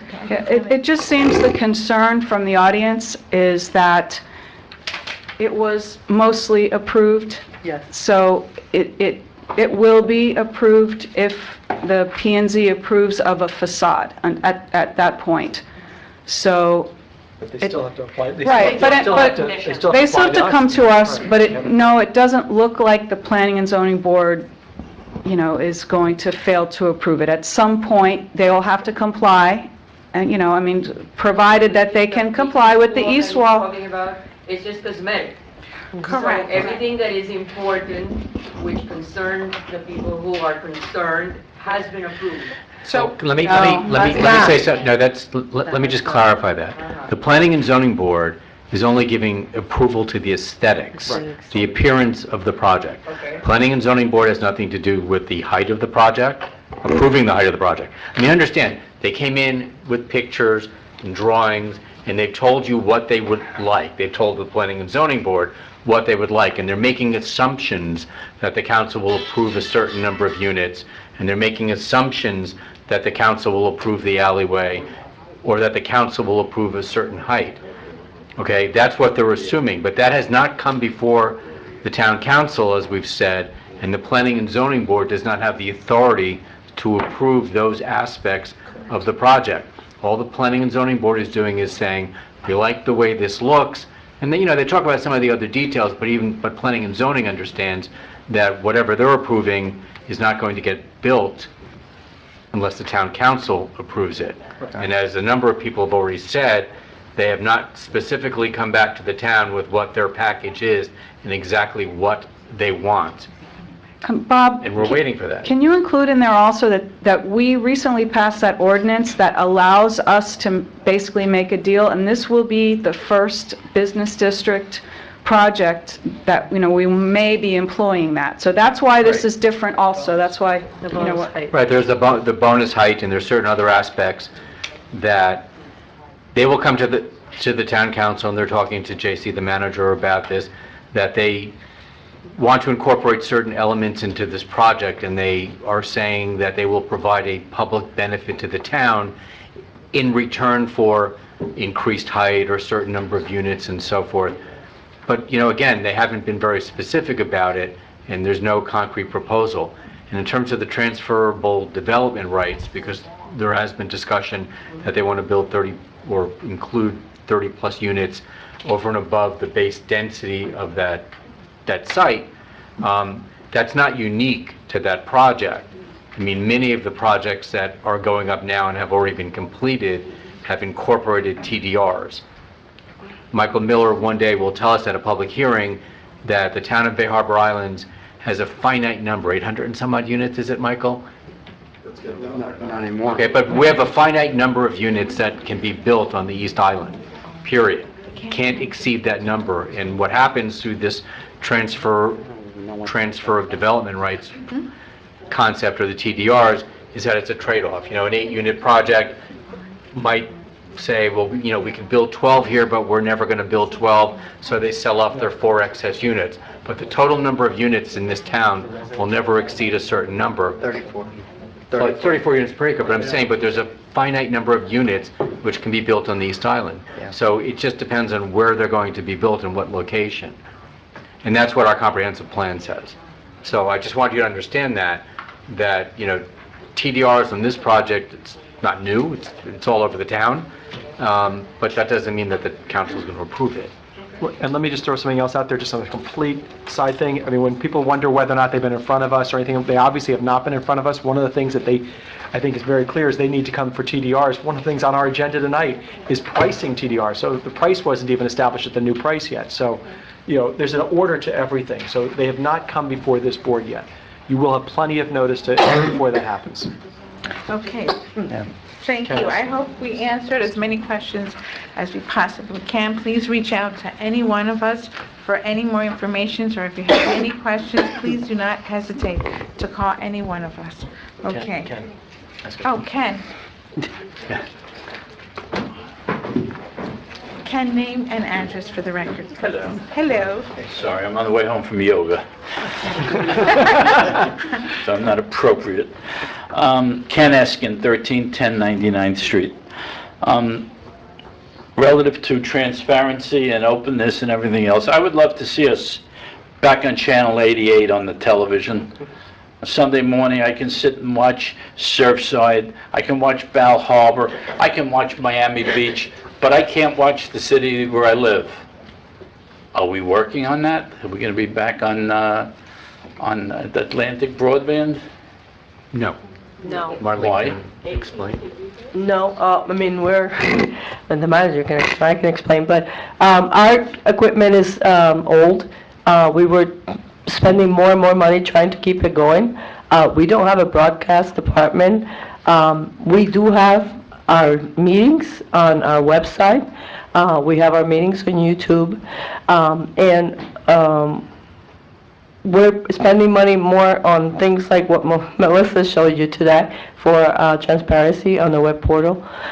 We also can make the meetings available for you to watch. I can give you the meetings so you can watch it in the comfort of your home, or you can watch it online. I think you're pretty good with the computers.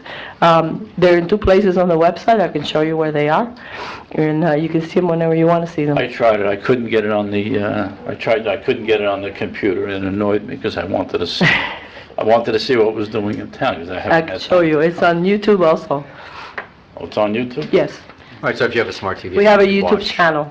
Or get a Roku Right. stick or any of those things, and you can get it. Are we Watch it on your phone. Right, you can watch it on TV. Are we looking at upgrading the equipment Only for anyway, for other? not for TV, only for the To do live live streaming. streaming. Right. Live streaming. So you can watch the meetings live. Live, yes. Right, when the new website goes live, that's when the live streaming is going Yes. to occur, we hope. Yes. When is that? In a That's couple of months. Yes. We hope, there's. We've already ordered the equipment, we have to wait for it to be installed, and et cetera, et cetera. Hopefully my hair will grow back before. All right, maybe an easy one, something for council to think about. Now, I can't talk about the East Island because I don't know if they have the same problem. The trash truck comes on Thursday. The street cleaner comes on Friday. I live on 99th Street. There are 4 houses being built on 99th Street. Street cleaner comes, but there's 30 cars and trucks parked on the spot. So he goes up and down the center of the street, which is very nice. But when the trucks pull away, the curbs are still dirty. Can you consider doing it on a Saturday? Either that, or some way, then move the trucks out of the way. I'll work with Public He's Works. coming. I'll work with Public Works and make sure we get it cleaned up. I just see now in, I don't know if it's Sunny Isles, it's North Miami, all of a sudden they put up, which I hated when we did it in New York, they had all, 2-hour parking, you can't park there. I mean, I really don't want it to come to that, but I think it's silly for them, not to be able to get the streets cleaned. Because we're going to finish on 99th Street, they're finally going to finish 2 projects, they're starting another one in July. So we'll never have clean streets over there. So I would like you to please consider that. Okay. The last thing, which may be important to everybody and nobody, but I just came from Bal Harbor, had a meeting at 7 o'clock about iguanas. The takeaway, anybody who might be interested, I don't know if the chief is here. You can kill iguanas according to the Fish and Wildlife. I'm sorry? Tastes like chicken, wonderful. He said, hey, the idea he gave, Catch it and freeze it. Really? That's considered one of the humane ways. I'm not Right. gonna, So, that's something. they were coming up with different ideas what to do with it, but you can. The funny thing is, if you catch it, you can't take it away. You have to kill it, or keep it as a pet. Ew. That's.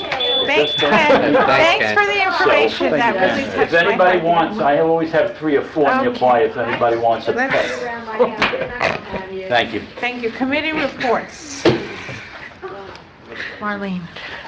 Yes, we recently received a resignation from the Parks and Recreation Committee, and I had previously received a letter of interest from Marjorie Milberg to be appointed.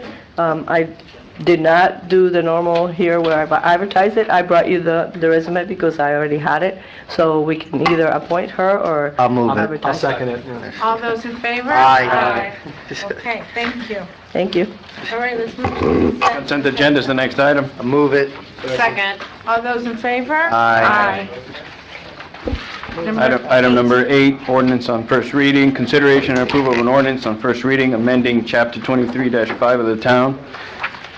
Use regulations authorizing medical marijuana dispensing facilities within the B1 Business District. An ordinance of the Town of Bay Harbor Islands, Florida, amending Chapter 23-5 of the Town of Bay Harbor Islands Code of Ordinances authorizing medical marijuana treatment center dispensing facility within the B1 district of the Town of Bay Harbor Islands, providing for codification, providing for severability, providing for an effective date. Move it. Second. Okay, Paul, vote. Can we have a little discussion?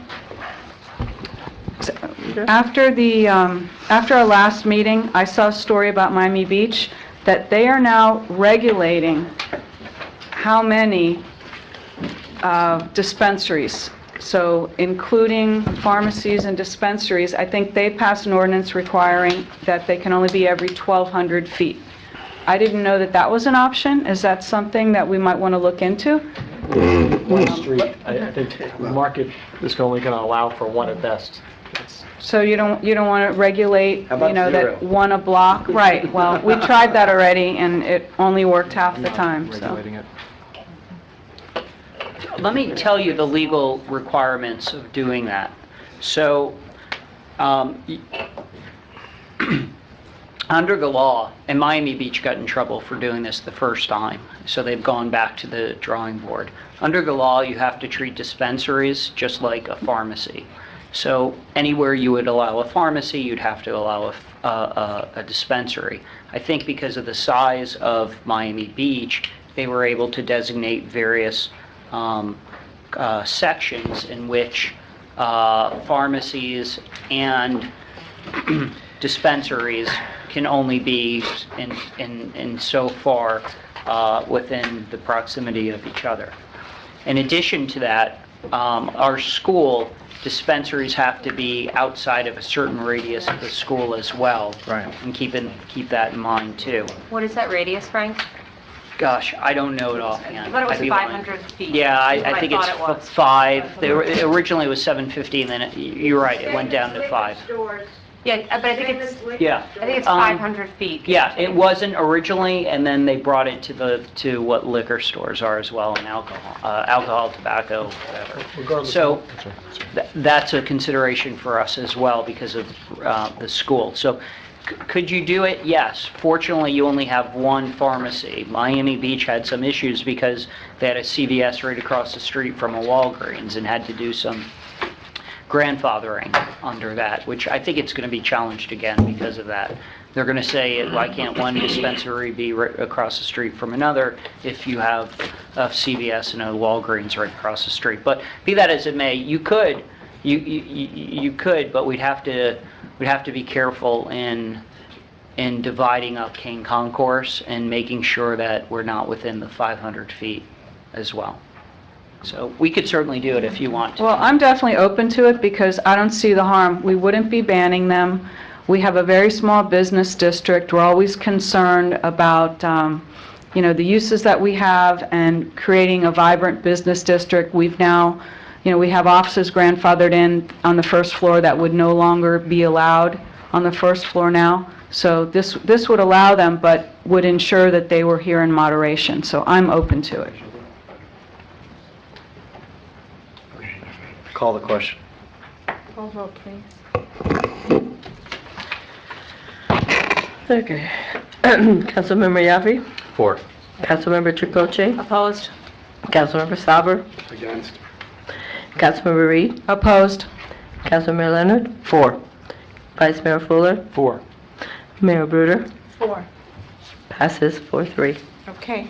Number 9, please. Consideration and approval of an ordinance on first reading amending Chapter 16-24.1, the Town of Bay Harbor Islands Retirement System to permit general employees to purchase credited service for past U.S. military and/or police service. An ordinance of the Town Council of the Town of Bay Harbor Islands, Florida, amending Chapter 16, the Town of Bay Harbor Islands Employee Retirement System of the Code of the Town of Bay Harbor Islands Code of Ordinances to permit general employees to purchase credited service for past U.S. military and/or police service, providing for severability, providing for codification, and providing an effective date. I'll move it. I'll second it. Other comment? Yeah. Okay.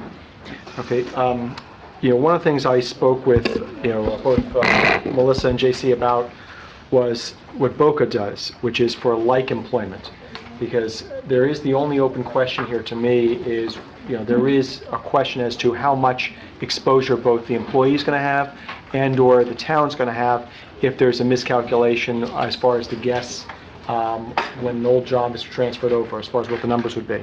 By doing like employment, I believe we probably are going to get a little bit more accurate as far as the numbers. And Melissa, I know you sent me an email afterwards, but even that, I think you guys were, nothing's certain, correct? Is that the understanding? There's no way to measure, there's no way to definitely say what the risk is, whether it's to our benefit or not to our benefit. However, the wider that we define what kind of service people are eligible to purchase credit for, the more risk we are taking. Right, and that's why I think we may be better. I'm in favor of doing this, but I'm in favor of doing this the way BOCA does, which is transferring, allowing them to buy in if it's for like employment, something somewhat similar. Because I think it does, we're not trying to take advantage of the employee, and we're not trying to create liability for us, but I don't like the open-ended nature of it.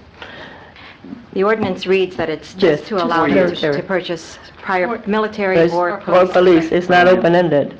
It's only up to 4 It's years. very No, I understand, specific. but what we had talked about, I understand that, but the same thing, but when you start talking with employees, to be able to do that potentially on there, it's for like employment if we're going to do it. There is no like employment for military service. No, I understand, but there's no reason why not to bring it out to for the employees all the way through, because that's what we had talked about potentially as well. As the ordinance is written right now, it doesn't have that option. However, Right. we can discuss that. We'd have to bring that back to the board. To the I board. understand, but that was what the basis of the conversation is here for. In other words, is there an interest to do that? I'm fine with it as it stands. Well, as you know, there are 5 of us on the retirement board. Isaac and I, Marlene, JC, and Captain Noel. So at the retirement board meeting, I'm the only one who voted against this. I also am a municipal pension recipient. I negotiated several of these buybacks, and I really wanted a little bit more time at the retirement board meeting, and that was one of my questions. The military part is kind of a no-brainer. It's very universal, but I wanted to see, I had asked for this information. We didn't have any of this backup at the time of the meeting, and honestly, I don't think it's a rush. I would really love to see us go back and look at that and get more information and get more studies. So, If I may, since I'm the employee representative on the board, the information is here. I don't know what else we can give you. We had partially, when we first discussed this before it was voted on, the concept, we had an opinion from Chuck saying that the town would not, well, the best that he can tell, would not be liable. The employee has to put most of the money in. He did mention that there is a certain risk that it could favor the employee, or he could, or the town will have to put in a little more. We have a limited amount of employees. Actually, right now, I only know of 4 employees that have previous military or police experience. The police already receives this benefit. I was approached by a couple of employees that had the previous military experience and asked to bring it to the board. We have given you, I guess, the information. I understand what you want to do. I'm saying you can extend if I not. understand what you want to Okay. do. But the board only meets once a quarter, and it'll push us back quite a bit. So there's nothing stopping you from approving this ordinance and then moving on and No, I'm not, discussing. listen, I'm in favor of this. I'm not planning on pushing it back. But the Right. reason I'm mentioning this is I'm curious what the appetite is so that you guys add that into the conversation for the next time. Right. Because, look, I think we've all been very clear. Everybody up here is very appreciative of the employees, and if there's something that benefits the employees where it doesn't create too much of a detriment to the town, I think we're almost always for it. So the question simply becomes, is there an appetite for having that as a further discussion for you guys to deal with next time on the board meeting? But again, I would only be in favor of you doing that if it's for liking. And I also wanted to say, this is a great recruitment tool when you're trying to actually look for good employees that have had prior military services, that have had prior police service. And if we were to look at, service for the public employment, it's also a great recruiting tool. You get quality people. We have a different type of pension, and if people are able to purchase service time, it's definitely a plus. So. Right. I'm just going to make a comment as the chairman of the retirement committee. We opened this council meeting with discussion of our town dinner, where we awarded and recognized all the great service and all our great employees. This is basically putting our money where our mouth is, in my opinion. And just like Marlene said, Chuck Carr, who's our actuarial advisor, said that this is really, in a very general sense, it's a revenue neutral change to our ordinance, and there's always a possibility that could cost a little bit more, or we could actually save money. But given what we know at this present time, I supported it then, and I'm going to support it now. Yeah, I'd like to say I strongly support this. It's easy to say you support our troops and our first responders, and you like our employees, but this is where you put your money without this. I think that people that have served our country and people that have served in the line of duty that come and apply for a job in the town, as not just a job but really a career, those people come with a discipline and a level of intelligence and experience that is bar none. And this serves a great purpose for our town. The fact that our police officers have already had this benefit for years, we're just merely copying the benefit and extending it to our rank and file employees. And from my understanding, all 4 of those individuals have served in the military. I think one served also as a police officer for NYPD during 9/11, but all 4 served in the military and would qualify just on that alone. But I think this is something that is indicative of what type of town we are. So I support it. With all due respect, an item at a retirement board meeting requires more than 5 minutes of conversation and getting rushed, and especially when someone with the experience that I have asked about it, because that is one of the things I wanted to know. There has to be a justification. We were handed nothing but the ordinance, with very little presentation, very little studying. I asked at least for some information from some of these other pensions, like Boca. We just simply didn't have the information to proceed. We shouldn't be deliberating this here. I think the retirement board needs to be given as much information as possible so we can do the right thing for as many people as possible. And, I would still support this at this time, because I understand it very clearly. Like I said, I have negotiated for these benefits for my union. I have also gone to the general employees pension office on Miami Beach and assisted some friends of mine. I have a very clear understanding of what this means.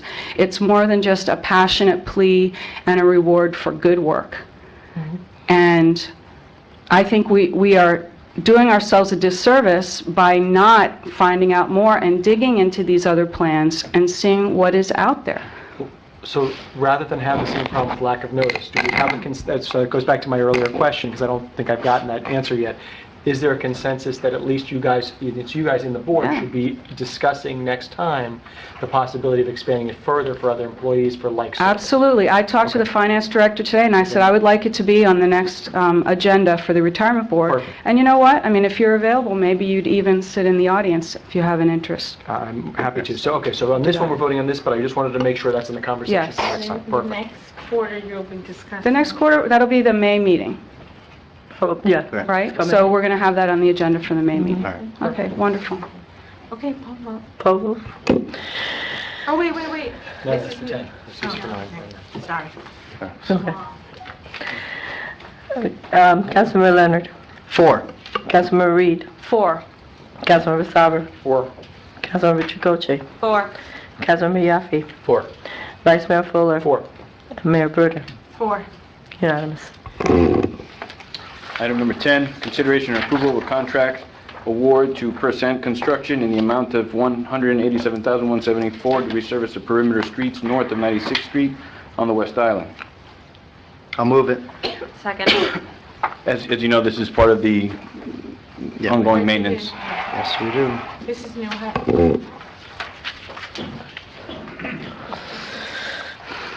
2 minutes. Francis Newhart, 9920 West Broadview Drive. When I first saw these trucks digging up the asphalt, I really didn't know what they were doing. And I asked them, and they said they're putting in new gas lines. New gas lines. Where the new houses are being built, they're putting in gas lines. The reason I'm objecting right now, specifically to the asphalt being, whatever the price is, $187,000, is because of two things. One is, it was supposed to be on the agenda for a second reading, what's for the facilities and the public right-of-ways. We have an ordinance. This was supposed to be a second reading. It's not here. So we really don't know where these facilities are going. That's number one, because they're going in the right-of-ways where you're basically filling in with this new asphalt. Maybe. And the other thing that was disturbing is that, aren't we supposed to have telephone poles legally underground? I mean, every ordinance I read in our ordinances says with the franchisor, which is FP&L, is supposed to be underground. And I see my neighbor across the street getting a new telephone pole, twice the size of the one he has now.